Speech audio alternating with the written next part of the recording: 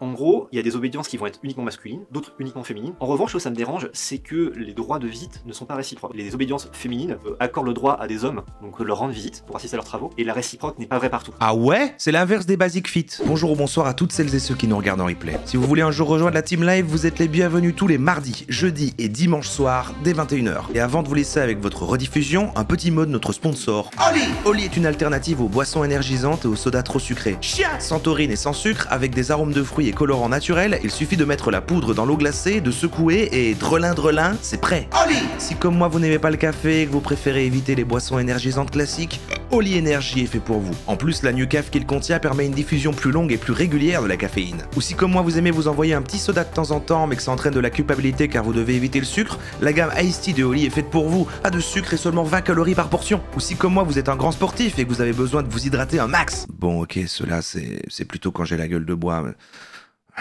La gamme hydratation de Oli est faite pour vous. Vous ne savez plus où donner de la tête et le montage plein de couleurs de cette publicité n'arrange rien. Alors laissez-vous tenter par un starter pack pour découvrir les différents goûts d'une des gammes Oli. Ou partez carrément sur le starter pack de luxe qui contient un shaker gratuit et une myriade de goûts des 3 gammes de boissons Oli. Comme celui à la figue de Barbarie, mon préféré de la gamme énergie. Ou le pomme thé vert de la gamme Iced Tea. Ou encore le fraise kiwi de la gamme hydratation. Oli. Quoi qu'il arrive, vous avez 5 € de réduction sur votre première commande avec le code RORO5. Et 10% de réduction sur chacune des commandes suivantes avec le code RORO. Attention, ces deux codes ne sont pas cumulables, lien et information dans la description et en commentaire épinglé. Merci à notre sponsor pour l'argent et... bonne rediffusion. Donc, les francs-maçons. J'ai essayé de trouver avec des gens qui sont des francs-maçons et qui en parlent, ou en tout cas, qui a des reportages, qui a des trucs. On va éclaircir, on va essayer de voir ce que c'est. Votre a priori, c'est quoi? Évidemment, c'est très connoté, on entend souvent ça dans un contexte de trucs un peu complot, ils contrôlent secrètement le monde, des choses comme ça, et en fait, j'ai l'impression que c'est pas si ouf que ça, et surtout que c'est pas si secret. Et pourquoi ça le serait? Enfin bon, j'ai plein de questions. A priori, c'est une secte, mais vraiment ça, parce que j'ai l'impression que contrairement aux sectes, ce qui différencie les sectes de ça pour moi, bah, c'est qu'une secte c'est assez facile d'y rentrer justement parce qu'ils vont faire en sorte justement que les gens soient très accueillis, etc. Et là il y a un côté un peu société secrète, il y a un côté il faut mériter de pouvoir y aller, et donc est-ce que par là du coup c'est une secte? Enfin je ne sais pas, on va voir, on va trancher ensemble, on va écouter ce monsieur, je ne sais pas si c'est un journaliste, si c'est un franc-maçon, mais on l'écoute immédiatement. Bonjour Cru, je m'appelle Vincent, j'ai 36 ans et je viens vous parler de franc-maçonnerie. Ok. Alors, être franc-maçon, c'est d'abord avoir été initié. On n'est pas franc-maçon, on est reconnu comme tel par les autres. Et c'est parce qu'il y a d'autres personnes qui ont été initiées, qui ont connu le même processus, la même cérémonie, qui te disent bah voilà, maintenant tu es des nôtres. C'est ça en fait, un franc-maçon, c'est un initié. Après, en quoi ça consiste? Bah concrètement, c'est 2 réunions par an. Les francs-maçons ont le droit de dire qu'ils le sont, ils n'ont pas le droit de outer les camarades. Ok, eux-mêmes ont le droit de dire moi je suis franc-maçon, mais oui c'est ça, ok. Donc lui par exemple, voilà, il peut se montrer, mais il va quand même expliquer les secrets et les rudiments du truc, ou alors il fait une fausse explication et en fait on ne saura jamais. Putain, ça a l'air complet quand même, le secret maçonnique, le truc. En tout cas, il y a une notion d'initié. Ok. Le contenu des tenues, des réunions, en fait il y a un frère ou une sœur qui va proposer un sujet. Dire voilà, moi j'aimerais parler de ça. Il présente ce qu'on appelle une planche, qui est un petit... C'est un live en fait, c'est le mardi soir pour nous en fait, on est des francs-maçons. Pareil comme un exposé qui fait 8 à 10 minutes, pas plus parce qu'après c'est chiant. En vrai ça peut être long et ça peut être relou. Mais du coup cette personne ne sera pas interrompue. Voilà, vraiment on l'écoute jusqu'au bout. Et ensuite, les personnes qui le souhaitent pourront intervenir. Tiens, t'as parlé de ça, ça me fait penser à ça. On peut même aller plus loin et dire ça. Voilà, c'est juste une... Mais c'est une discussion ça. Contribution, très apaisée. On ne peut parler qu'une fois, donc tu as intérêt à bien réfléchir à ce que tu vas dire avant de prendre la parole. Et tu attends qu'on te donne la parole, donc ce qui fait qu'il n'y a jamais 2 personnes qui vont parler en même temps. Et surtout, il n'y a pas de conclusion. On va pas dire, et donc ceci, point final. Non. Enfin, on évoque un sujet qui nous plaît, okay. Et ensuite, bah, chacun apporte un truc, et c'est tout. Et après, chacun, individuellement... Bah, vous ne pouvez dire qu'un mot, hein. Là, tous les gens qui ont parlé, c'est fini, c'est déjà fini. Retirer ce qu'il veut. La franc-maçonnerie, c'est ça, c'est des caractéristiques. C'est un travail individuel qu'on fait à plusieurs. Et c'est à peu près tout en fait. Après, le travail que tu vas faire sur toi au fil du temps Ouais, peut avoir une influence sur ta façon d'être, ton rapport aux autres, ton rapport à toi-même, ton rapport au monde. Et finalement, être franc-maçon, c'est quelque chose qui est aussi qu'on est tout le temps. Voilà. Ok. Je peux pas être plus précis que ça, parce qu'en vrai, être franc-maçon, c'est pas autre chose que ça finalement. Sérieux? C'est juste vous vous retrouvez et vous débattez de sujets du monde et c'est tout? Je peux pas être plus précis que ça, mais genre juste... En fait, si on savait pas la réponse, c'est parce que c'est décevant, quoi. Juste, ils se retrouvent. Mais pourquoi ça a un nom si connu et que c'est autant fantasmé, etc., alors qu'en fait, c'est juste des gens... c'est un petit groupe de débat. J'avais 26 ans. Enfin, développons. J'étais Je suis sûr, bénévole en fait, dans c'est une association. couverture. Et Derrière, c'est un il y a des trucs plus de la importants. sauce, quoi, qui m'en a parlé. En fait, il m'a dit tiens, je viens de rentrer chez les francs-maçons et je pense que ça pourrait te plaire. Voilà. Avant ça, j'avais jamais réfléchi à la question du tout, je sais pas vraiment ce que c'était en fait. J'ai pas d'a priori négatif non plus d'ailleurs, parce que vraiment je savais pas ce que c'était, hormis les couvertures des magazines hebdomadaires qu'on connaît bien. Ok. Avant, faut expliquer un peu les termes, parce qu'on va les utiliser régulièrement. Dis les En termes. gros, il y a les obédiences et les loges. Les obédiences, c'est comme les fédérations en sport, tu vois, et qui va regrouper des loges. Les loges, c'est comme un club en fait. Voilà, c'est comme ton club de foot du coin, comme le PSG, comme ce que tu veux, c'est exactement la même chose. Ouais. Ce qu'il faut savoir, c'est que pour rentrer en franc-maçonnerie, il y a deux façons. Soit tu connais quelqu'un qui te parraine, soit tu connais personne, et en gros, tu vas sur le site internet de l'obédience qui t'intéresse, et tu dis voilà, t'as un formulaire qui existe, et tu dis voilà. Ah, en plus, ah oui, d'accord, faut même pas connaître une personne. Tu peux aller demander même avec un formulaire. Ouais, c'est quand même facile de rentrer. Je souhaite être, ça m'intéresse, voilà. Ils vont t'orienter vers un club un peu au hasard, enfin toi tu décides pas si tu veux. Et si tu connais quelqu'un, si tu es parrainé, bah spontanément il va te prendre dans son club à lui, dans sa loge à lui. Voilà, la différence c'est ça. Une obédience c'est plusieurs milliers de personnes, et une loge c'est en général une quarantaine Est-ce qu'il y a des francs-maçons là dans le chat? de personnes à peu près. Statistiquement, si c'est si facile, il y en a peut-être. Il y en a peut-être en fait. Le premier contact que tu as avec la franc-maçonnerie, quand tu fais une démarche en fait pour y rentrer, c'est le président, qu'on appelle le vénérable maître, c'est le terme usuel. Ok, il y en a 4, 5. Ok, ouais, 5 francs-maçons, parfait. Qui est élu, le président. J'ai 2 amis qui y sont. Non mais attends, c'est un truc si banal en fait. C'est juste vraiment, c'est un hobby comme un autre en fait. C'est comme là on est en train de discuter de ça. Bon, je croyais qu'il y avait un truc beaucoup plus mystique, secret, historique, je sais pas quoi. En fait, c'est, ouais, bien sûr, comme faire du tennis. En fait, c'est quelqu'un qui est élu pour 1 an et 3 fois d'affilée maximum. Et donc cette personne, homme ou femme, va te recevoir, alors pas dans un café, chez lui, chez toi, peu importe, pour discuter. Pourquoi t'es là? Qu'est-ce qui t'a, enfin, à ton avis, qu'est-ce qu'on fait nous en franc-maçonnerie? Évidemment, j'en sais rien. Merci Wolverwitch pour les 7 mois, le grand-père d'une amie et président de loge. Rien du tout. Et en fait, cet entretien, il y a 3 issues possibles. La première, c'est de dire, bah écoute, ce que tu cherches, en tout cas ta démarche et ce qu'on propose, ça match, on va continuer. D'accord. Soit il te dit, bon, en fait, ce que tu cherches et ce qu'on propose, c'est pas exactement ça, donc ce qu'on va faire, c'est que je vais t'orienter vers une autre obédience, qui, elle, a une approche qui te correspondra plus. Ou alors de dire, non mais mec, laisse tomber, t'es pas encore prêt, ou t'es pas encore mûr pour le truc, ou non, en fait, tu te plantes complètement. Et ensuite, le processus de recrutement. Mais c'est basé sur quoi? Il se base sur quels critères? En fait, faut être un petit peu en mode intellectuel, érudit, tu viens discuter de choses et tout, entre eux comme ça, c'est un petit peu... Le vrai a commencé. Donc comment se passe-t-il? Tu rédiges C'est pour faire faussement élitiste, quoi. CV, c'est pas pour te jauger sur ton pédigré. L'idée, c'est pas de dire on prend que des gens qui ont un niveau de diplôme ou est-ce qu'il a un métier qui nous intéresse, pas du tout. C'est vraiment voilà, pour avoir une idée de ton parcours, ni plus ni moins. Ok. Ça va être lu lors d'une réunion. Ouais. Et ensuite, il y a un premier vote pour dire bon bah voilà, au vu de ce que cette personne dit, est-ce que on veut aller plus loin avec lui? Donc les gars votent, les frères ou sœurs votent. Et toi, de ton côté, en tant que, on appelle ça un impétrant en fait, quand tu veux rentrer en franc-maçonnerie, tu es un impétrant. Et là, tu Vous êtes vraiment 9. C'est vrai est-ce qu'il y a vraiment... S'il y a 9 personnes dans ce chat, ceux qui répondent oui sont vraiment francs-maçons, pour moi, c'est bon. Alors, hein. Non, mais alors tout le monde y est. Il y a même plus de... membre de la loge. Ou alors, c'est pas des habitués, ils sont venus surveiller, voir ce que je disais dessus. Parce que là, bah, tout n'est qu'une couverture et c'est vraiment un truc ultra secret. Ils contrôlent Twitch. Qui vont te contacter pour te faire ce qu'on appelle une enquête. Le mot est pas très bien choisi, puisqu'en fait on t'enquête pas, on va pas fouiller tes poubelles, regarder ton courrier ou tes feuilles d'impôt, pas du tout. Simplement c'est, ils viennent te poser des questions, dire voilà, pour savoir qui tu es en fait. Je sais pas, quoi ouais.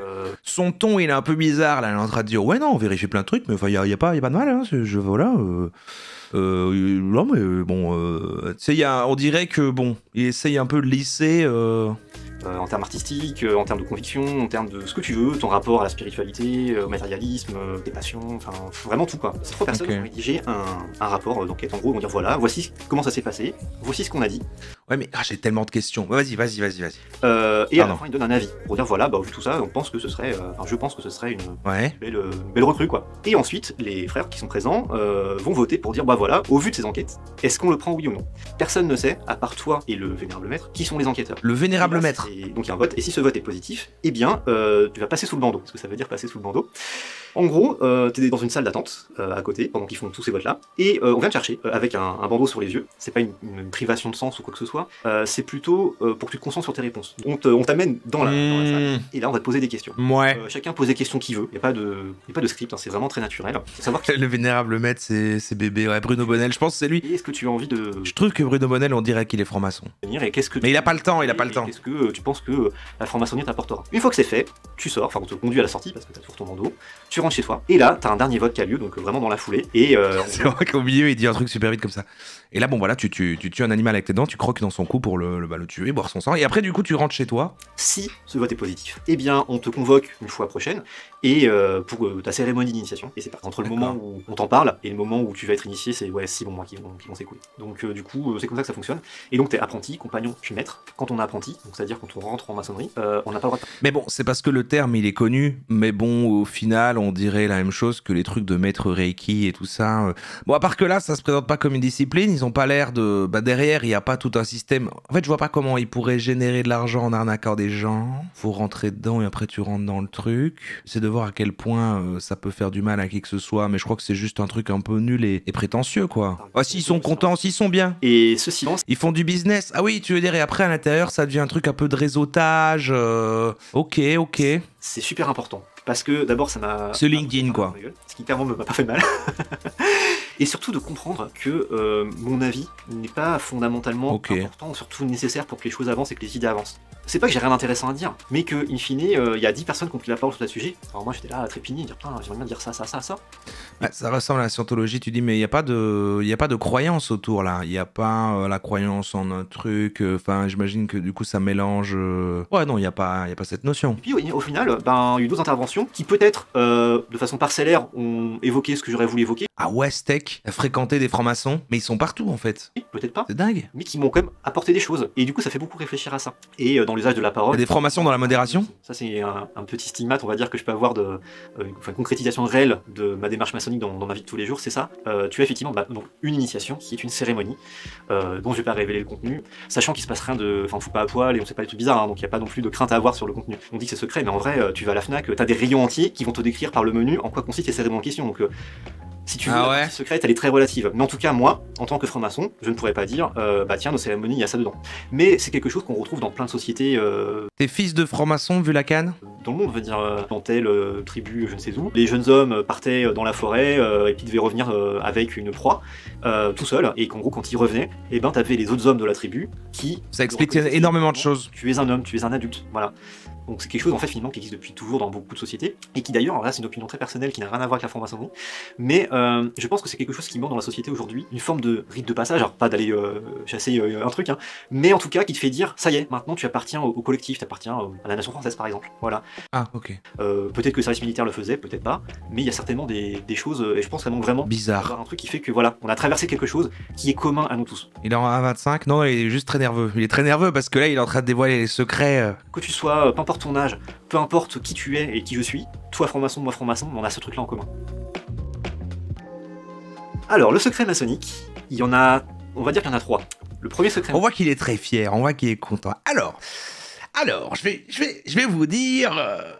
Allez, ça va, je vous le dis. Allez, je vous le dis. Maçonnique, c'est de ne pas dévoiler quelqu'un. On peut se dévoiler à titre individuel, dire je suis franc-maçon, pas de problème, je suis en train de le faire à visage découvert et il n'y a pas de souci. En revanche, je ne peux pas dire ah bah il y a lui là, monsieur machin ou madame bidule, appartient à la franc-maçonnerie. Ça en revanche c'est interdit. La deuxième chose, c'est le secret, on va dire, du rituel. Il est secret, c'est-à-dire qu'en fait on ne le révèle pas à des gens qui sont ce qu'on appelle des profanes, donc profanes non maçons, mais de la même façon, en franc-maçonnerie, il y a plusieurs degrés, plusieurs niveaux. Quand tu es d'un grade donné, les frères ou les sœurs du grade supérieur ne pourront pas te dire ce qu'il y a à leur niveau. Donc même au sein de la franc-maçonnerie, il y a aussi une forme de secret. Et encore une fois, c'est pour pas spoiler en fait, c'est uniquement ça. Après, le vrai secret finalement, maçonnique, c'est en gros ton cheminement intérieur. Comment tu vis ça et comment ça te, on va dire ça te transforme, mais en tout cas ça te fait évoluer. Ça c'est un truc qui est très intime finalement, et sur lequel parfois on n'arrive pas à mettre de mots. Au fond, le secret maçonnique, c'est un truc de développement personnel quoi. C'est celui-ci. Mais il n'y a pas de grand secret maçonnique du genre, je sais pas, le trésor des Atlantes, ou des recettes pour la pierre philosophale ou ce genre de trucs. Enfin, ça, voilà. Donc si tu cherchais ça, désolé. Voilà. Pour moi c'est suspect. Je crois que c'est exactement ce que les gens qui connaissent le secret des Atlantes ou pour la pierre philosophale diraient. C'est qu'ils ne les ont pas ces secrets. Ouais, un peu Et en gros, précis. on appelle ça Un peu précis, ouais. il y en a 2 par mois. D'ailleurs, le temps que ça prend d'être franc-maçon, c'est ça, c'est 2 réunions par mois en soirée, plutôt en semaine. Donc les tenues ont lieu dans ce qu'on appelle un temple. Voilà. Un temple, c'est une pièce fermée, ni plus ni moins, qui est toujours aménagée de la même façon où que tu sois dans le monde. Vous pouvez aller voir sur internet, il y a des tas de visites guidées sur YouTube, sur ce que vous voulez. Il y a aussi les journées du patrimoine. Toutes les obédiences ouvrent leurs portes et vous pouvez voir des temples en vrai. Donc, franchement, c'est très facile d'aller voir à quoi ça ressemble. D'ailleurs, les lieux de rencontre sont... Je crois que on est en train d'assister là, c'est bon, les réseaux sociaux, notre période moderne, etc. ont fait que bon bah ça semblerait plus du tout logique qu'on n'ait pas l'information de ce que c'est.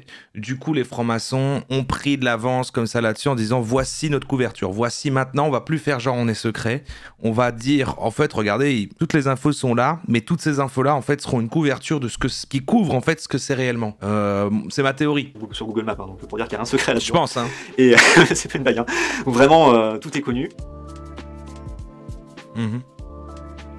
Alors, d'abord, il faut être habillé sobrement, c'est-à-dire en costume sombre. En gros, pas un truc pétant, pas de motif, pas de couleur. En vrai, c'était assez libre. Moi, par exemple, là, tu vois, j'ai un jean brut indigo, et ça m'est déjà arrivé de me pointer avec un blazer, et ça se passait très bien. J'ai un jean brut indigo. Il a un jean indigo. Dehors.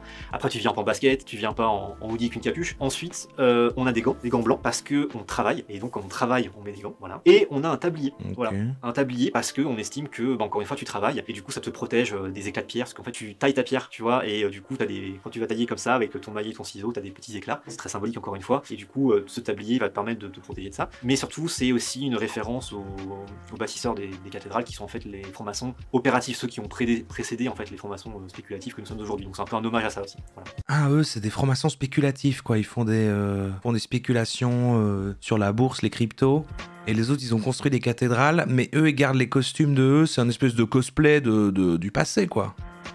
Bah déjà, quel est le coût de la franc-maçonnerie? Parce qu'en fait, c'est un coût qui est à leurs parents d'environ 330 €. C'est une cotisation en fait, hein, rien d'autre. Ah putain, ok. Je croyais qu'il allait donner combien ça coûte toute l'organisation. Je crois qu'il allait lâcher un truc, ça représente quand même 3 millions en France, voilà, de budget pour faire tourner toute la société. Puis sur 330 €. 330 €, bah on est 20 en France, on met tous 5-10 balles. Dans n'importe quelle association de type loi 1901, il y en a tant qui va tel truc, tant qui va tel truc, tant qui va tel truc. Les comptes sont publiés tous les ans, donc il n'y a pas de surprise par rapport à ça. Et la loge est libre, donc pareil c'est un vote, hein, parce que c'est très démocratique, ça c'est un truc qui se vote tous les ans, de dire bah voilà, est-ce que à cette part obligatoire, eh bien on rajoute un petit quelque chose pour nous, notre loge, notre petit club de 40 bonhommes, pour avoir un petit pécule, pour organiser un événement, ou, et c'est beaucoup plus fréquent, pour venir en aide à quelqu'un. C'est pas l'entraide du genre je vais te faire sauter tes PV, ça n'existe pas, ça n'existe plus nulle part d'ailleurs, mais par contre voilà, là je galère un petit peu, ma cotisation je pourrais pas la payer. Alors, peut-être qu'avec cette cotisation là, on lui coupe la tête, je suis sûr. Collective, et ben on va pouvoir te payer ta cotisation. Ah ouais, c'est comme ça vraiment? C'est comme ça. Genre, y en a un, deux, il s'est pas lâché 330 balles, et les autres font ah t'inquiète, je t'avance, tiens, tu m'as payé les sandwichs l'autre fois. Ou la moitié de celle-ci, parce qu'il n'y a pas de raison que pour des raisons financières tu puisses pas être franc-maçon, tu vois. C'est injuste. Les francs-maçons sont des gens du commun et que en vrai, y a pas, c'est pas un truc de milliardaire quoi, hein, pas du tout. Là pour moi c'est bon, il s'est grillé, il ment. C'est sûr. Pourquoi est-ce qu'un pauvre voudrait aller là-dedans? Ça n'a aucun sens. Dans ma loge par exemple, t'as du fonctionnaire, on a un serrurier, on a un kiné, enfin... Franc-Macron explosion. Je sais pas comment le dire autrement, et il n'y a pas de rapport d'argent entre nous. Moi j'ai mis l'idée en fait d'avoir un rendez-vous régulier qui ponctue un peu la vie, dans lequel on va dire t'as un peu un espace-temps qui est délimité, au sens on se coupe un peu du tumulte du monde, pour dire voilà, on se pose, on réfléchit, et t'as une petite cérémonie pour te mettre dans le bain, mettre dans l'ambiance, pour t'enjailler un petit peu tu vois, parce qu'on vit dans un monde, on est très sollicité, où tout va très vite, on n'a pas forcément le temps de réfléchir, même pour soi-même, et du coup ça m'a permis d'avoir ce temps-là en fait, ça m'a apporté ça. C'est des rencontres aussi, pas des rencontres encore une fois fructueuses en termes d'amélioration de mon quotidien, pas du tout, ça l'empire pas non plus ceci dit, mais voilà, qui me permettent de faire autre chose et de voir d'autres personnes de façon un peu différente. C'est comme quand tu fais de l'associatif ou que tu fais d'autres choses finalement, même quand tu fais du sport dans un club, il y a aussi cet aspect-là. C'est ça que j'allais dire en fait, il y a tout type de passe-temps. Enfin bon, ok. Justement, c'est un passe-temps quoi. Là, c'est pas pareil en fait. J'ai rencontré des gens épatants, vraiment, très variés. Déjà, ce sont des gens que je n'aurais pas rencontrés dans ma vie. Ce sont des gens très très variés, mais qui m'ont tous apporté quelque chose. J'ai pas forcément d'affinité avec tout le monde, parce que c'est normal, mais la fraternité. Cite des noms. Fait qu'on n'a pas d'animosité et qu'il y a un lien malgré tout très fort qui va se créer entre les gens. Après, en toute ouais, tout le monde est super hypocrite, je suis sûr. Franchise, en dehors, j'en vois quasiment pas. Parce que d'abord, rien ne nous y oblige, d'une part. Et parce que j'aime bien aussi que ce soit vraiment. Merci Sibello pour les 9 mois. Bah, le plus gros stéréotype, ça va être justement sur l'influence sur l'ordre du monde. C'est-à-dire qu'en fait, les francs-maçons, ils se réunissent, tu vois, et ils vont influencer la politique, ils vont influencer l'ordre des choses. En toute franchise, notamment Nous, on se dit ça, ouais. Dans le passé, la Troisième République par exemple, les francs-maçons étaient assez présents. Alors pas présents, dans les institutions, mais les travaux qui se faisaient en loge servaient d'espace de discussion, puisque les loges, si tu veux, réunissent tout le monde. Ah, ils avaient une influence. La création de la franc-maçonnerie, ce sont des gens qui, à la base, n'avaient pas le droit de se réunir, qui l'ont fait. C'est-à-dire des nobles, des bourgeois, des roturiers, des ouvriers, des artisans. Et voilà, c'est ça en fait la franc-maçonnerie spéculative, comme on l'appelle. Ça part de ça. Ça a aussi permis d'atténuer les guerres de religion, parce qu'il y avait des protestants, des catholiques aussi, qui ont pu discuter tranquillement sans qu'il leur arrive des bricoles. Et du coup, comme ça réunit des gens très divers, ça permet une discussion forcément plus riche, et du coup, qui va être peut-être aussi plus proche de l'état réel de la société. Et du coup, il y a eu des discussions. Je sais pas si ça va couvrir à égalité tous les types, toutes les classes. Qui sont partis peut-être d'une personne, peut-être de deux, peut-être de 10, et après qui ont essaimé, mais sur un temps long. Par exemple, l'IVG, ce genre de choses, ce sont des choses qui ont été discutées en franc-maçonnerie. Aujourd'hui, je sais qu'en dans des loges, par exemple, on parle beaucoup de transhumanisme, parce qu'on estime que c'est un sujet qui est très intéressant, parce que c'est dans l'ordre de l'air du temps, mais l'agenda politique, Elon Musk. Absolument, je sais pas, que les gens se fassent, tu sais, injecter des nanomachines, non, pas du tout. Mais par contre, de réfléchir à ça, parce que c'est un sujet philosophique. Le clonage, intéressant, le cloning, comme Raël. et qu'on va faire, voilà. Vous sentez supérieur, t'es perturbé par c'est le nom des gens qui posent la question. D'abord parce qu'on est tout le monde. Enfin, les francs-maçons sont des gens du commun, encore une fois. Enfin, c'est toi, c'est moi, c'est ton boulanger, ton facteur, quoi. Donc, partant de là, on peut pas se sentir supérieur à qui que ce soit. Et puis surtout, la franc-maçonnerie te donne pas accès à une connaissance supérieure. Il y a pas des secrets. Tu pourrais te dire, ah mais moi je sais, tu vois. Moi je connais les secrets du monde, pendant que toi non. Ou moi j'ai accès. Non mais voilà, mais si tu les as, tu le dirais pas. De toute façon, tu dirais pas, ouais, j'avoue, on a des secrets, ouais. Ah ouais, si, par contre, on détient des secrets que personne ne sait. Il le dirait pas. Donc en fait, finalement, c'est à quelque chose qui me permet de, je sais pas, d'avoir plus de. Peut-être que je suis franc-maçon. Pouvoir, pas du tout. Après, si ça te rend supérieur. Et que je fais moi-même ce live pour noyer le poisson, quoi. C'est que de base. Et peut-être je le connais, le gars. C'est un truc un peu différent. On sait pas. Rendu comme ça. Mais ça, tu le retrouves partout. Enfin, je veux dire, moi je connais des gens qui sont dans le milieu associatif ou dans le milieu politique et qui se sentent investis d'une mission, tu vois. Et ça les rend mais imbitables au possible. Mais ça, c'est un sentiment humain, mais qui est pas que la franc-maçonnerie n'encourage pas, ne produit pas, ou en tout cas pas plus que n'importe quelle organisation autre qui fait sortir de ton quotidien. Ouais, voilà. Et noie le franc-poisson. C'est une trop longue question. Même lui, il l'a pas lu. Dans ma loge, encore une fois, et c'est le cas dans la plupart des loges en France, il n'y a pas de gens connus qui sont là. Donc clairement, si on y vient pour faire du trafic d'influence, parce que c'est comme ça que ça s'appelle, et c'est un délit, soit dit en passant, clairement, faut, voilà, c'est... Il fait son petit intéressant, là. Faire du trafic d'influence, c'est un délit, on le rappelle. Qu'il y ait des personnes influentes qui soient en franc-maçonnerie, ça oui, mais les deux sont pas corrélés, comme tu peux avoir des hommes politiques qui jouent au rugby et qui créent une rugby connection, mais c'est pas pour autant que le rugby est un vecteur de pouvoir, enfin tu vois, ce sont deux choses différentes, et c'est pareil pour la franc-maçonnerie finalement. Après, il existe un truc que je n'aime pas, en toute franchise, qu'on appelle les fraternels, qui vont regrouper des francs-maçons en se basant sur leur appartenance à une catégorie professionnelle. Les agents immobiliers, les conseillères bancaires. Ça existe. Ah ouais, ils se retrouvent ensemble par secteur de travail, mais pourtant ça n'a rien à voir avec... Moi, c'est un truc que je ne comprends pas, parce que la franc-maçonnerie, c'est pas ça du tout. Après, libre à chacun de se réunir comme il le veut, on a droit en liberté d'association en France. Ouais, donc là, c'est vraiment des gens qui se retrouvent pour faire du business, quoi. Ils disent, machin, on est franc-maçon, mais en fait, ils choisissent une élite dans leur secteur et ils serrent des mains et voilà, quoi, ils font du business. Et on peut très bien, c'est une liberté qu'il y a. Ce ne sont pas les obédiences qui vont créer en leur sein des structures pour réunir tout ça. Et si c'est le cas, franchement, je pense qu'elles devraient les interdire, en tout cas en leur sein, parce que la franc-maçonnerie, c'est pas ça du tout, quoi. Voilà. Après, j'ai eu l'occasion d'aller à l'étranger, notamment en Afrique de l'Ouest, où là, il y a un rapport un peu différent à la franc-maçonnerie, où effectivement, il y a un côté beaucoup d'hommes importants, d'État, d'hommes d'affaires en font partie, et se retrouvent un peu, il y a une connivence qui se crée, c'est vrai. En France, je l'ai vu aussi, alors pas tant dans ma loge parisienne, mais plutôt, j'ai eu l'occasion de passer plusieurs années hors de Paris, et j'étais un peu surpris parce que il y avait ce côté un peu les notables du coin qui étaient francs-maçons. Alors, ils sont pas francs-maçons parce qu'ils sont notables, hein, c'est pas forcément de rapport, mais dans les faits, c'est ce qui s'était passé, il n'y avait pas que ça bien sûr, mais il y avait, je sais pas, le commissaire de police à la retraite, il y avait telle autre personne qui bossait aux impôts, etc. Du coup, on peut s'imaginer que peut-être parfois... Notaire, ok, les commissaires de police, les impôts... à certains endroits, lors de certains repas d'après-tenue, il y a pu y avoir des discussions pas très maçonniques, où c'était, ah bah tiens, je bosse sur tel projet, est-ce que ça t'intéresse, ah bah tiens, on voudrait construire tel truc, voilà, après encore une fois, ce sont des êtres humains, et avec tous les travers qui vont avec. Mais la maçonnerie n'organise pas ça, ne l'encourage absolument pas. J'avoue, franchement, elle est géniale celle-là. Et à mon grand regret, non. Voilà.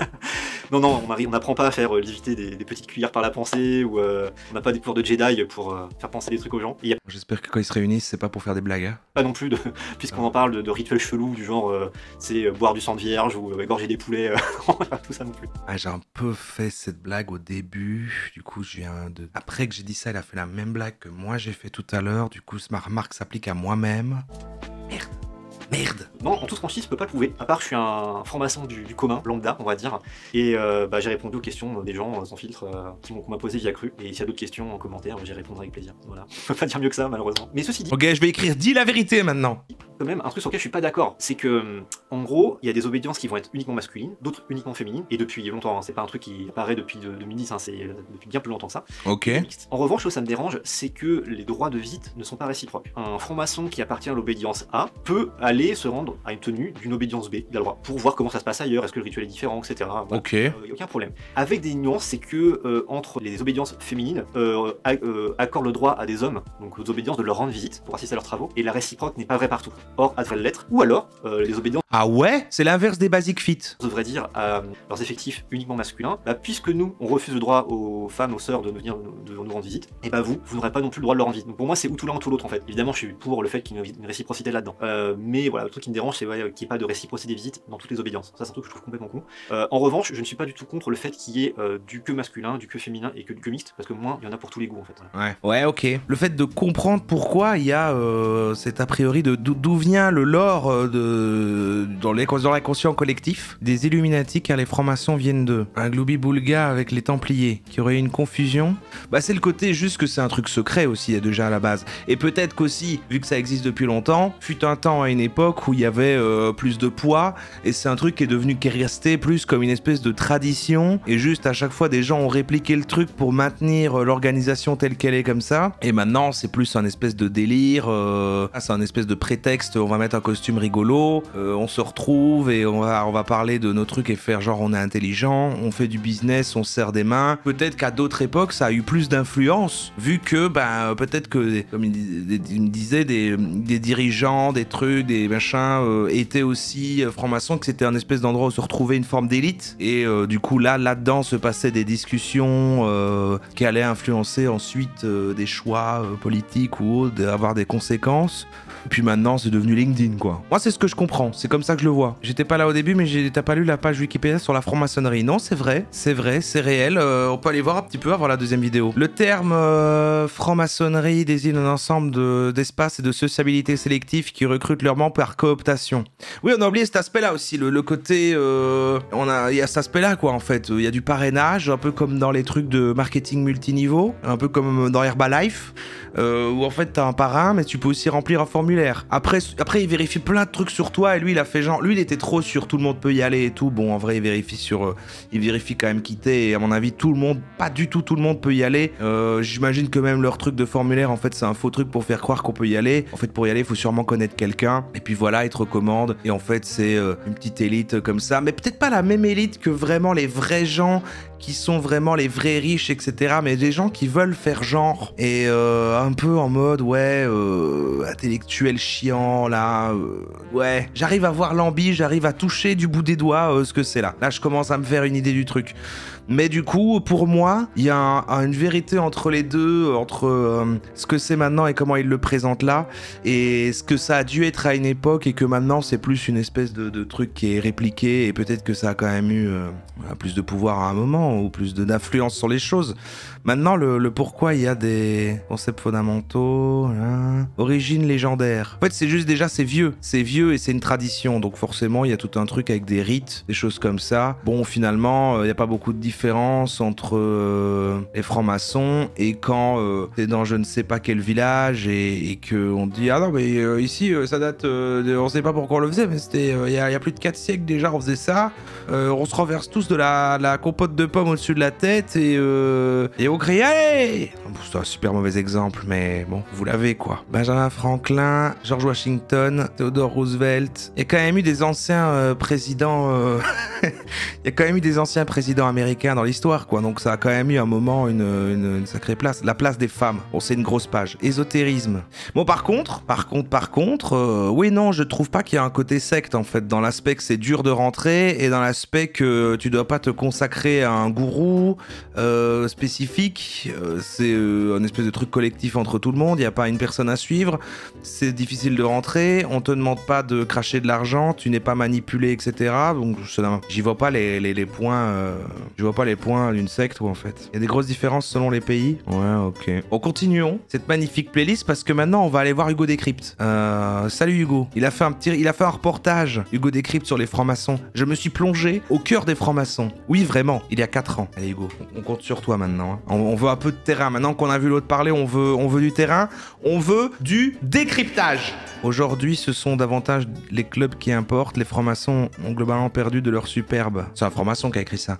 À côté, les clubs sont bien plus médiatiques. Par exemple, à Paris, tu as le club Le Siècle qui réunit l'élite intellectuelle, politique et financière du pays. Ce sont des clubs très sélects.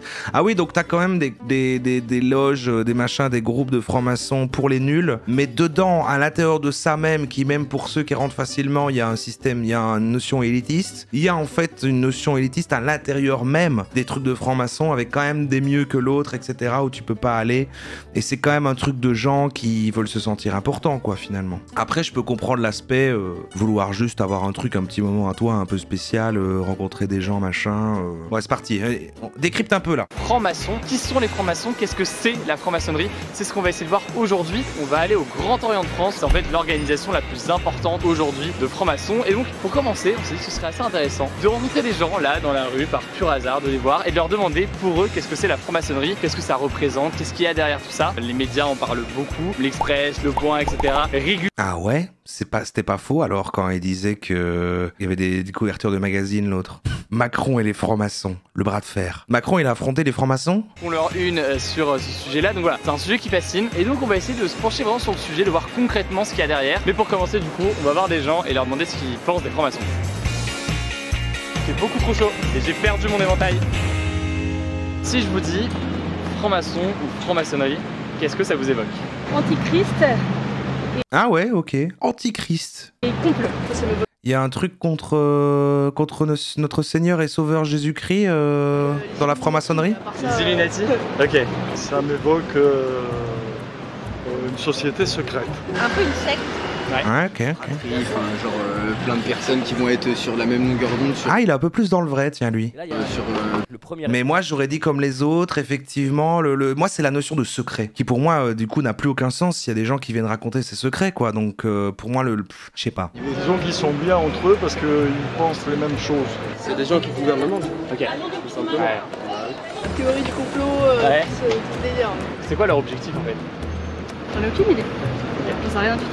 Très honnêtement. C'est pas clair. C'est vrai que c'est pas clair. J'ai entendu parler des fois.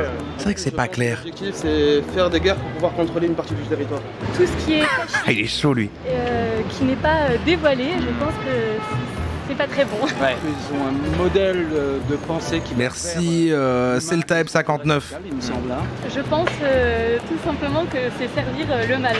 On serait plutôt vers le plus... Oh, elle a dit le malin. Ah ouais, ok. Ah ouais, non, elle est ok. vers les gens du pouvoir. Le malin. Leur statut à eux, une genre d'élite. Je crois qu'ils sont à la recherche de Dieu aussi et du vivre mieux. C'est quand même des milieux très argentés aussi, ils défendent leur patrimoine.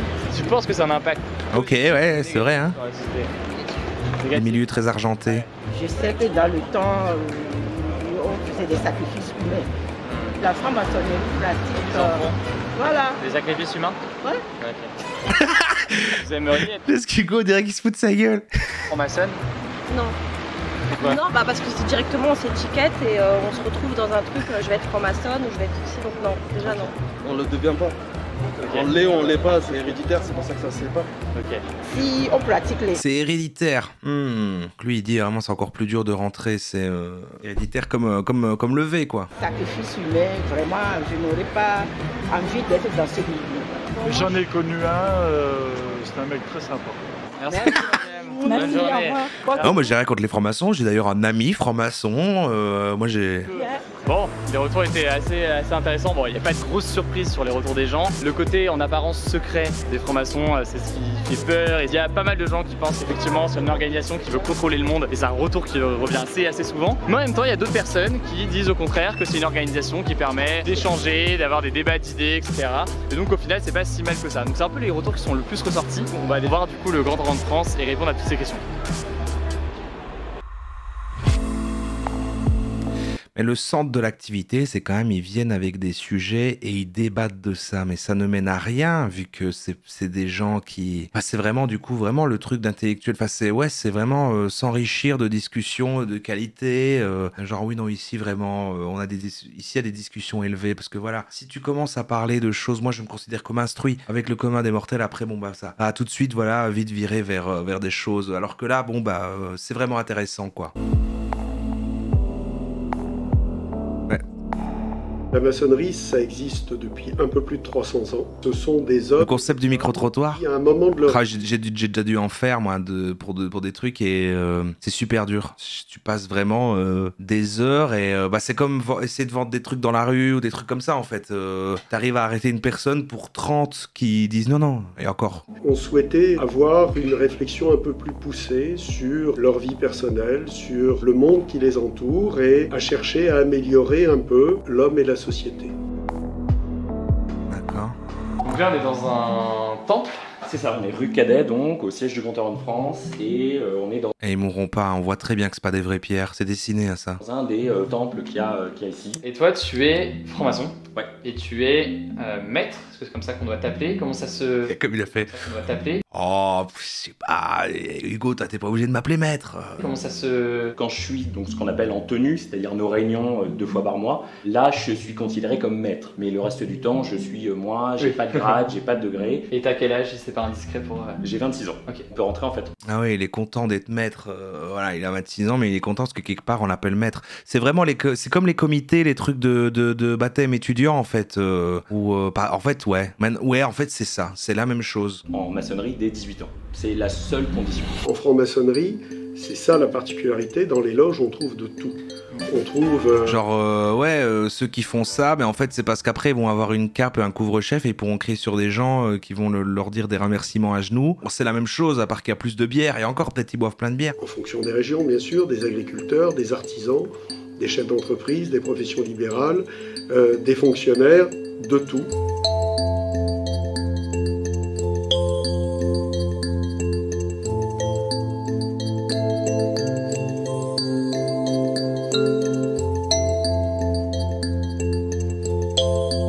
Pas de femmes, on vous a dit.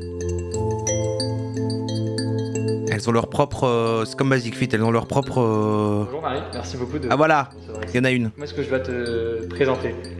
Comme Marie, c'est le plus simple, c'est mon prénom. Déjà. Et parfois, quand je suis en tenue, également le soir. Oui, le moment où Hugo décrypte, il finit ses vidéos en disant « Hey, j'ai décrypté ou j'ai pas décrypté ?» Il finit toutes ses vidéos comme ça, c'est sa phrase de fin. Moi, il va le dire, là, vous verrez, il va le dire. Donc, dans l'obédience au Grand Orient de France. C'est après. C'est après. Franc-maçon. Le titre n'est pas féminisé au Grand Orient de France. Ok. Est-ce qu'il y a beaucoup de femmes au sein des francs-maçons? Est-ce que c'est le cas depuis longtemps que des femmes peuvent être francs-maçons? Comment tu vois la team décryptage. Au Grand Orient de France, ça fait à peu près 10 ans, j'ai pas la date exacte en tête. Donc que des femmes peuvent être également au Grand Orient de France. Ah oui, elle a dit quand? Au Grand Orient de France, ça fait à peu près 10 ans, j'ai pas la date exacte. Ah oui, ça fait 10 ans. Ah, il est pas super woke les francs-maçons. Exact en tête. Que des femmes peuvent être également au Grand Orient de France, mais elles peuvent l'être également dans d'autres obédiences, soit complètement féminines, soit mixtes. On est plusieurs et progressivement, il y en a chaque année dans les candidatures. Non, mais elle a dit au Grand Orient. Donc c'est quoi le Grand Orient? C'est le grand bazar de trucs, c'est le grand temple franc-maçonnique, mais du coup, ils en ont d'autres et ils peuvent faire entre eux des mini-trucs où là, il y a peut-être des femmes depuis plus longtemps. Je suis pas tout. C'est pas ça? D'accord. En fait, la franc-maçonnerie, c'est globalement un conte. C'est un conte pour adultes. Alors le conte, c'est de se dire qu'on est un peu comme des francs-maçons, des gens avec un maillet, avec un ciseau, donc c'est le petit outil sur lequel on tape pour tailler la pierre. Et puis, on va voir en fait qu'au début, Quand on rentre en maçonnerie, on est un peu comme ça. C'est-à-dire on est un peu comme une pierre brute.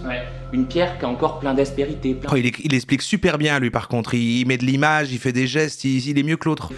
Il me convainc, j'ai envie d'être franc-maçon. En travaillant sur sa pierre, c'est-à-dire en travaillant sur soi, eh ben, on va peut-être devenir une pierre un peu plus lisse, un peu plus taillée. Et l'objectif, c'est simplement de chercher la perfectibilité, donc l'idée de s'améliorer. C'est du développement personnel. C'est David Laroche. Pour moi, il n'y a aucune... David Laroche, mais oui! J'ai tout compris. J'ai tout compris, en fait. David Laroche est franc-maçon et en fait il taille sa pierre. Il taille sa pierre en devenant une meilleure version de lui-même. En fait, c'est ça depuis le début. En fait, on a percé les secrets des francs-maçons. C'est bon. Et de se dire qu'on peut toujours faire mieux. Ok.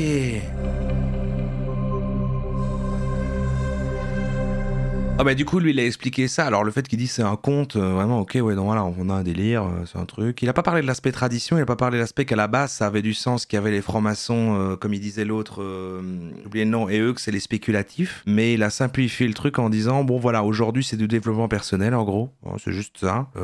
Entre nous, en nous-mêmes là c'est du développement personnel et puis après quand on se serre la main c'est un peu LinkedIn, enfin il y a vraiment pas de différence. Du coup, vous le voyez ici, on est actuellement dans un temple. Certains sont très modernes, d'autres sont plus anciens. Celui-ci, c'est un... Ouais, ça va quand même être un délire s'ils se retrouvent dans des trucs comme ça et qu'ils font une espèce de cérémonie. Ouais, bon. Un des plus anciens, mais comme vous le voyez, on retrouve à chaque fois les mêmes symboles, les mêmes éléments. L'œil par ici, le ciel étoilé toujours qui est présent. C'est vrai qu'il y a l'espèce d'œil, d'accord, il y a l'espèce d'œil des machins. Et alors, c'est quoi la différence les Illuminati, bon, ce sera un prochain live, les Illuminati. Voilà. Dans les loges modernes, comme des loges un peu plus anciennes comme celle-ci.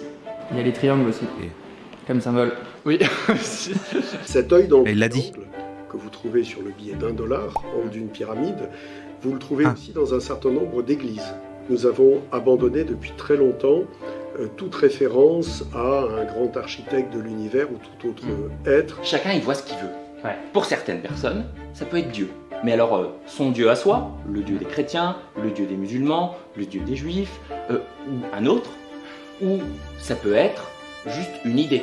Moi, je crois qu'il n'y a pas de Dieu, et bien, quand je vois ça, pour moi, c'est un symbole de connaissance. Je me dis juste qu'il faut avoir l'œil ouvert en permanence. il est chaud, lui. Et donc, tout regarder. Je peux voir le moment où il tient ses yeux, qu'il les ouvre. Juste qu'il faut avoir l'œil. Et Hugo, il doit rester sérieux devant ce gars-là. Il fait, en fait, voilà, ça peut être Dieu, ou alors David Laroche, quoi. C'est comme tu veux, mais en tout cas, il faut devenir une meilleure version de soi-même. L'œil ouvert en permanence, et donc tout regarder, tout voir, tout prendre en compte, donc la connaissance en tant que telle. Pardon, mais il a l'air d'un gars d'école de commerce. Moi, je trouve qu'il a l'air d'un gars d'école de commerce. Quand je suis ici, c'est la démarche que je dois avoir. On peut être chrétien, qu'on peut être musulman, qu'on peut être juif, qu'on peut être athée et être franc-maçon. Totalement. Okay. Pourquoi un ciel comme ça? Parce qu'en fait, le temple où on est, il n'est pas fini. Donc, on a vu sur le ciel. Parce qu'il y a c'est pas le physique, c'est une... Les valeurs... C'est une énergie, c'est une vibe. Complètement défendue. Je suis pas sûr qu'on soit pleinement... Mais alors attention, il met sympathique. Il met sympathique avec ses grands yeux là qu'il ouvre. La liberté soit complètement acquise, ou l'égalité soit complètement, je pense que c'est encore pire pour celle-ci, et la fraternité malheureusement encore moins. Et donc si c'est pas fini, c'est que c'est à nous de le finir. Ok. On voit qu'il est passionné en tout cas, on peut pas en lui enlever qu'il aime bien ça. Et franchement, par contre, enfin, continuons. Enfin non, je vais oublier, sinon je vais faire ma... C'est pas une conclusion, mais c'est un avis que j'ai maintenant là. Bon, si c'est un truc pour moi qui va pas chercher... s'il y a pas le délire sectaire, dont on va chercher des gens qui vont mal pour les extorquer, les mettre mal, empirer leur vie, etc. Et que c'est des gens entre eux qui veulent se retrouver pour se sentir importants, faire des débats un peu intellectuels, et ils aiment le délire dont on porte notre vêtement, notre espèce de truc, et on s'appelle maître. En vrai... ça a pas l'air de faire du mal à qui que ce soit et ça a l'air de faire du bien à des gens qui ont envie de ça. Bon bah ok, moi j'ai pas de problème. J'ai pas de problème, hein. Comment devenir franc-maçon? Moi je connaissais aucun franc-maçon. Sur le site il y a un onglet. Ah ouais. On peut vraiment remplir un petit formulaire là. Qui va le faire? Ça a donné à des gens envie d'être franc-maçon là, ce qu'on regarde? J'ai cliqué sur l'onglet, on demande un CV, une lettre de motivation. J'ai juste dit que je pensais vouloir travailler sur moi, que j'avais pas envie de m'engager dans un parti politique, que je croyais pas en une force supérieure. Ok, je vois sa situation, ok, il s'est dit d'accord, je veux pas, d'accord, il a besoin de se développer, de sentir qu'il fait un truc. La spiritualité, non. La politique, non. Du coup, ça aurait pu être un gars en mode développement personnel, je fais de la muscu et tout, mais il est parti dans le délire franc-maçon, quoi. Ça reste, de nouveau, on rejoint l'idée que c'est un truc de développement personnel un peu. Il y a 3 personnes de l'atelier, donc de la loge, qui vont nous demander un petit peu ce qu'on pense sur plein de sujets. Simplement pour savoir si on n'est pas un royaliste ou quelqu'un d'extrême droite infiltré. Prochaine étape, c'est quoi? Il y a un passage sous le bandeau. Vous aurez les yeux bandés. Oui, bah regardez, c'est bon, c'est un gentil en fait. Tout va bien, tout va bien. Il vérifie qu'il n'y a pas des royalistes ou des gens d'extrême droite infiltrés. Vous voulez être franc-maçon? Je préfère être plaquiste. D'accord. Et puis, on va vous poser des questions. Puis à la fin, les gens vont voter pour ou contre. Et les yeux bandés, c'est pour qu'on puisse pas voir l'intérieur de... C'est pour 2 choses. Si on fait venir quelqu'un... C'est pour qu'il puisse mieux répondre aux questions. Qui est un extrémiste et puis qui voit tous les membres de l'atelier, il va pouvoir dénoncer derrière qui est qui. Ça, c'est historique. L'idée derrière, c'est surtout de se bander les yeux. C'est de devenir aveugle. De devenir aveugle à soi-même et puis aux autres. Pour se concentrer uniquement sur ce qu'on dit. On n'est pas attiré par le regard, par les lumières, par les visages des gens. On ne voit rien et on ne peut simplement que se concentrer sur ce qu'on va dire. Ensuite, les gens votent. Et puis... quelques semaines plus tard, quelques mois plus tard... Il y a un vote quand même, mais l'autre, il parle pas de l'aspect des autres qui viennent quand même te poser plein de questions sur qui tu es et tout. C'est The Voice à l'envers. La patience, la tempérance sont vraiment des vertus fondamentales pour un franc-maçon, puis pour la franc-maçonnerie. Et donc l'idée derrière, c'est... mise au point. Initier. On va vous faire vivre, entre guillemets, une expérience personnelle. On ne le dit pas, parce que si vous le savez d'avance, vous allez perdre en fait cet aspect... Bon, il y a quand même un lore, il y a un délire, je peux comprendre que des gens accrochent. Hein. C'est vrai qu'il y a un côté très rituel, très machin, c'est pas le lore le plus excitant de ce qu'on a pu voir, mais je peux comprendre que voilà, hein, que ça ait son public. Découverte. Un principe hyper important en franc-maçonnerie, c'est qu'on n'a jamais le droit de se couper la parole. Quelqu'un qui prend la parole, on l'écoute du début à la fin. On ne l'interrompt jamais. C'est fondamental. Si tu vas là et que tu fais « je vais jamais m'arrêter de parler, là je continue à parler, vous pouvez pas parler, je vais continuer à monopoliser la conversation, je ne vais jamais finir cette phrase, je vous interdis à tous de parler, je vais continuer à dire des mots ici, je vais jamais m'arrêter de dire des mots, attention vous pouvez pas parler, je n'ai pas fini ce que je suis en train de dire, et pour toujours ça va être comme ça maintenant. » Fondamental. Et ce qui permet ça, ce qu'on appelle la triangulation. Quelqu'un a déjà dû le faire. Donc, si on est là, on va demander la parole, et puis c'est la personne... il y a 8 minutes. Qui va demander à la personne qui est là. J'ai parlé avec de l'eau en bouche et je viens de me gléter dessus. Ah oui, t'as 8 minutes. Ah oui, il y a un truc, on laisse la personne parler, mais aussi, il y avait le truc, l'autre gars il précisait ça, c'est ça, il dit t'as du temps, et en plus tu ne peux intervenir qu'une fois, c'était ça? Et la personne qui est là va dire... Bonsoir Nagatine. Et donc, la personne qui est là-bas va nous donner la parole. On est toujours soumis à la volonté des autres et de ceux qui ont été élus. Le principe électif, démocratique, c'est essentiel. Tous les gens qui ont les postes... Il est vraiment tendu sur le sujet, là, le fait qu'il explique comme ça avec autant de ferveur. Je crois que c'est le mot, hein. Dont on parle là, sont des gens qui sont... On voit qu'il a trouvé sa voie, ça l'a aidé à trouver son équilibre, sa place dans l'univers. On voit vraiment qu'il a trouvé ce qu'il cherchait au franc-maçon. Bah, franchement, je suis content pour lui. Plus il parle, moi je me dis qu'en fait c'est un gars d'école de commerce. Quoique... Choisi chaque année et en qui on a confiance. Ah, pourquoi c'est mal vu?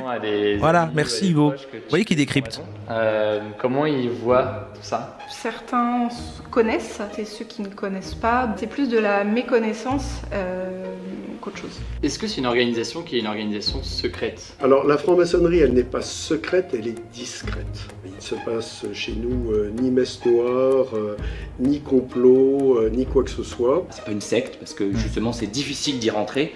Par contre pour en sortir, moi si demain je vais en sortir, je fais une lettre. Ah merde, il utilise les mêmes arguments que moi, du coup maintenant qu'il les a dit, j'ai l'impression qu'ils sont faux. Et c'est fini. Nous gérons notre obédience, nous restons sur nos principes et nos idées. L'antimaçonnisme, c'est du bullshit, quoi. C'est pas pour nous, quoi. Il n'y a pas de secret. Le seul secret globalement en maçonnerie, c'est simplement de ne pas dire qui est franc-maçon à cause de toutes les contraintes qu'il peut y avoir. Ouais, c'est ça en fait, c'est le fait qu'ils se retrouvent tous comme ça. En fait, ils inventent un faux secret pour que ça ait l'air secret, que du coup le truc par lui-même en fait ait l'air mieux et chouette de l'extérieur, ce qui fait que ceux qui y sont se sentent privilégiés d'un certain truc en fait. Mais le secret, c'est que c'est un secret quoi. Nous voici bien installés dans un parc pour une dernière petite séquence avec Denis Lefebvre. C'est un truc d'image, c'est un branding quoi. C'est un peu comme si... Ouais, je vois, non, je peux comprendre. Ouais, ça joue sur un espèce de truc un peu d'exclusivité, un petit peu des gens qui iraient comme ça dans une pièce et qui disent « Hey, nous on va là et on va fermer les rideaux et tout, on vous dit pas ce qu'on y fait, hein, et vous pouvez pas rentrer.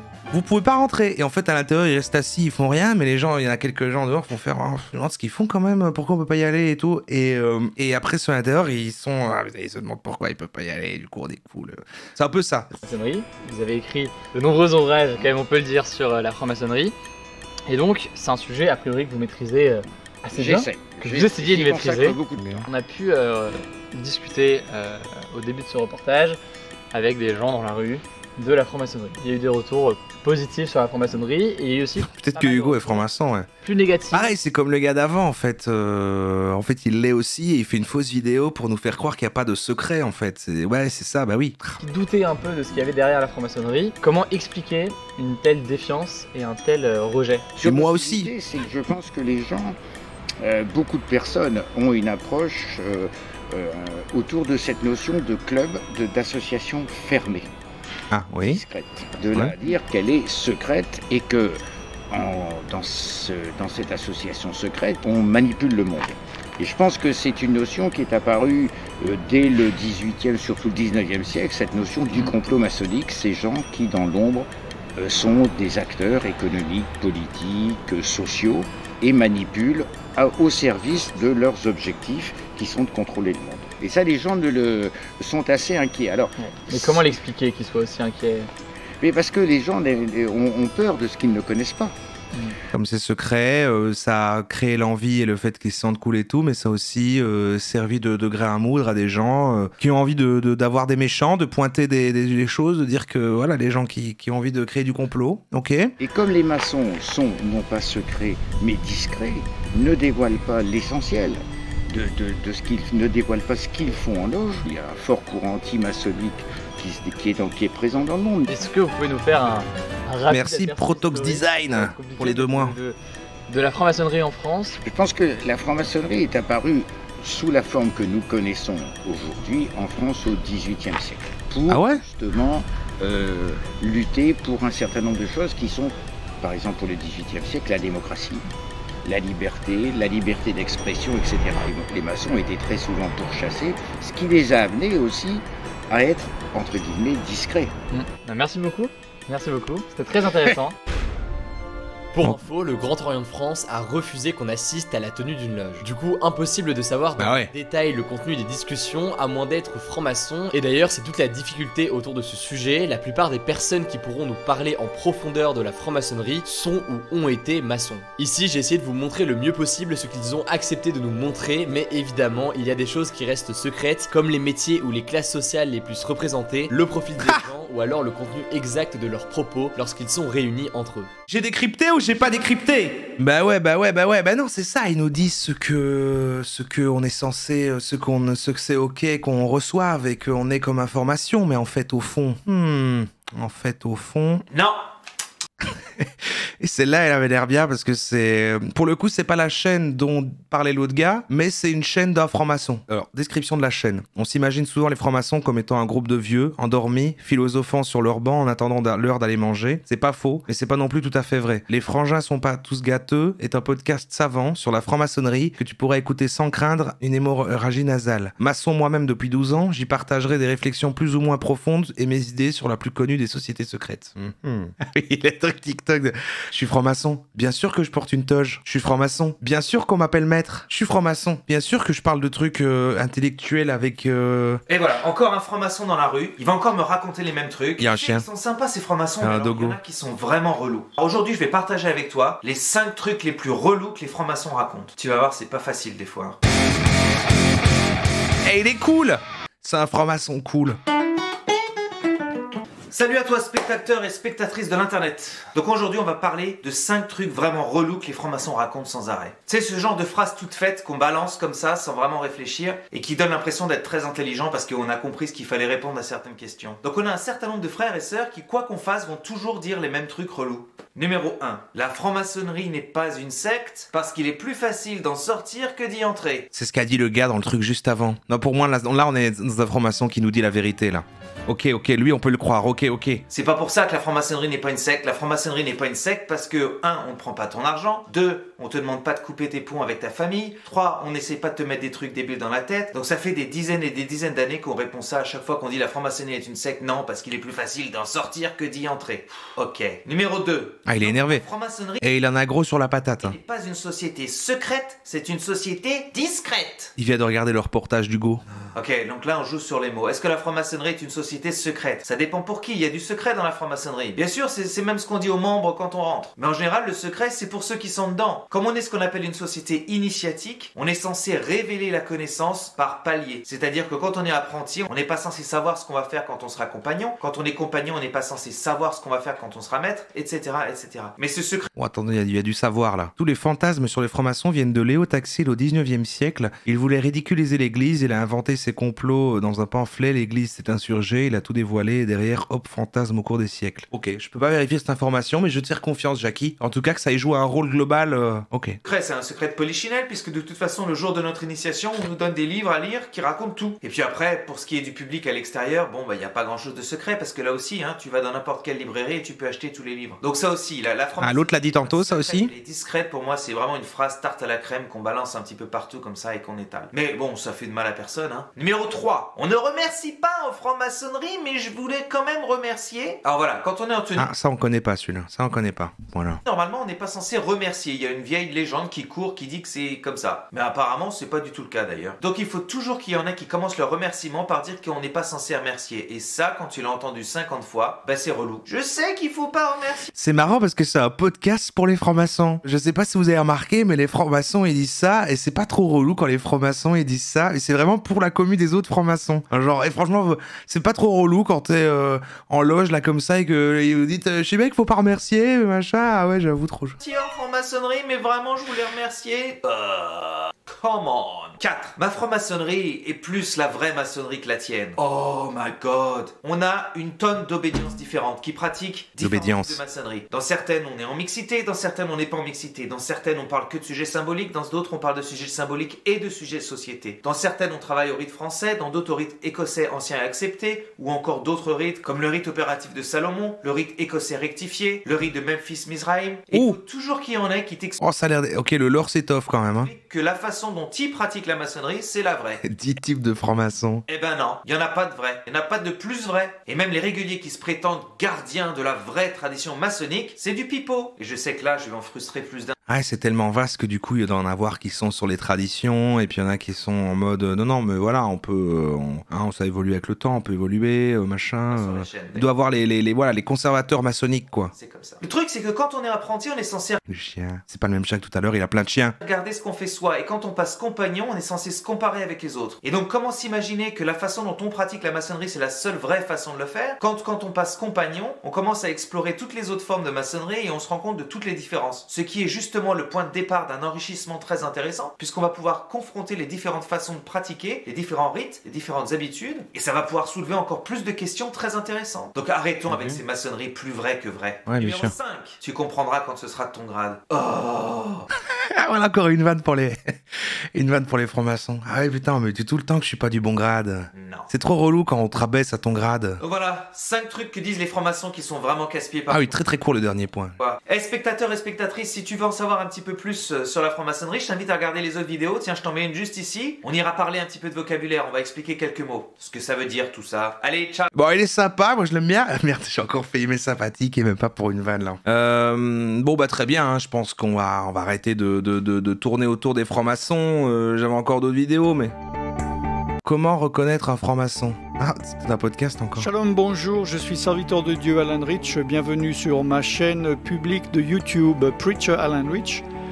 Attends, parce que c'est sur Jésus-Christ TV. Donc du coup, c'est quoi? Il va dire comment reconnaître un franc-maçon dans le sens ils font peur, dans le sens ils sont dangereux, ils sont antichrist, comme l'autre disait. Ah, du coup, c'est peut-être intéressant. Attendez, ça dure 5 minutes? Jésuschrist.com. Comment savoir et être sûr que quelqu'un soit franc-maçon ou pas? Pourquoi cela est-il important? Il se peut que vous ayez des affaires à faire, des contrats, des engagements envers quelqu'un de votre famille, de votre belle famille, de vos collègues, de vos voisins, peu importe. Et vous...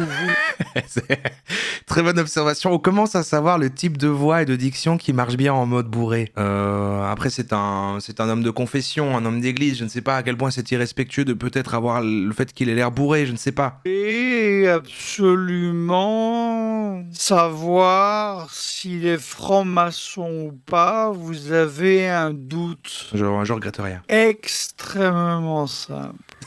Pardon. Vous allez lui poser une question. Une question à laquelle vous allez jamais penser vous-même. Vous allez lui demander: êtes-vous franc-maçon? De toute façon, c'est mes 3 vannes, hein. C'est le mode bourré, le paix et l'écran de fan live. Évidemment, vous pouvez vous dire mais quelle stupide question, j'avais pas besoin de regarder une vidéo pour cela. C'est vrai. Mais dans beaucoup de cas, des personnes, en fait... Il y a Jésus-Christ qui est gratuit 24 heures sur 24, 7 jours sur 7. Se posent des questions et ne posent pas la bonne question. J'arrive pas à suivre son raisonnement parce qu'il est passé trop lent. Parce qu'un franc-maçon ne pourra jamais vous répondre « Oui, je suis un franc-maçon ». Et il ne pourra jamais vous répondre « Non, je ne suis pas un franc-maçon ». Ah, donc si la personne esquive la question, c'est un franc-maçon, mais ça a l'air faux. Donc, uniquement les personnes qui ne sont pas francs-maçons qui pourront clairement vous répondre « Non, je ne suis pas franc-maçon ». Évidemment, cela ne concerne pas les francs-maçons de notoriété publique qui crient sur tous les toits qu'ils le sont. Pourquoi ne peuvent-ils pas dire oui? Parce qu'ils n'ont pas le droit de le dire. Pourquoi ne peuvent-ils pas dire non? Parce qu'ils n'ont pas le droit de renier leur appartenance à la franc-maçonnerie. Imaginons donc que vous vous adressez à un franc-maçon. Quel genre de réponse va-t-il vous répondre? Il va essayer de noyer le poisson. Alors c'est sûr ça? Alors non. Dans tout ce qu'on a vu avant, a priori, non. Mais bon, il est pas objectif, on voit qu'il déteste les francs-maçons. Il ne va pas vous dire non. Il va vous s'appelle Alan Rich. Ah, son nom de famille c'est Rich. Pourquoi tu me poses cette question? Tiens, c'est étrange. Ah bon, tu t'es intéressé à la franc-maçonnerie? Et il va essayer de détourner la conversation. Et si vous revenez plusieurs fois dessus, il va continuer à essayer de s'en sortir sans répondre oui ou non. Très souvent, leur finalité va être des réponses comme « De toute façon, même si je l'étais, je pourrais pas te le dire » ou bien « T'inquiète pas, mais ça c'est... » C'est du bullshit anti-maçonnique. Bah oui, c'est bien qu'il y en ait un finalement. Tu vas éternuer? Non mais c'est bien parce que du coup, on a vu toute l'explication avant. Ils ont parlé des gens anti-maçonniques et tout, donc c'est bien d'avoir ce point de vue-là qui du coup, j'imagine... Alors c'est plus l'angle de ce que ça pourrait porter atteinte aux religions, mais il doit en avoir aussi dans le côté complot. Non, je ne suis pas franc-maçon. C'est l'adoration du malin. L'adoration que j'ai eue, on aurait que c'était la meuf qui fait non, on adore que Dieu. Donc, d'accord, putain, il fait 5 minutes juste sur sa technique. Ok. Donc toute sa vidéo, c'est pour dire comment reconnaître un franc-maçon. Demandez-lui, et s'il fait, je sais pas, peut-être, je te dis pas, et ben c'est que c'en est un, voilà.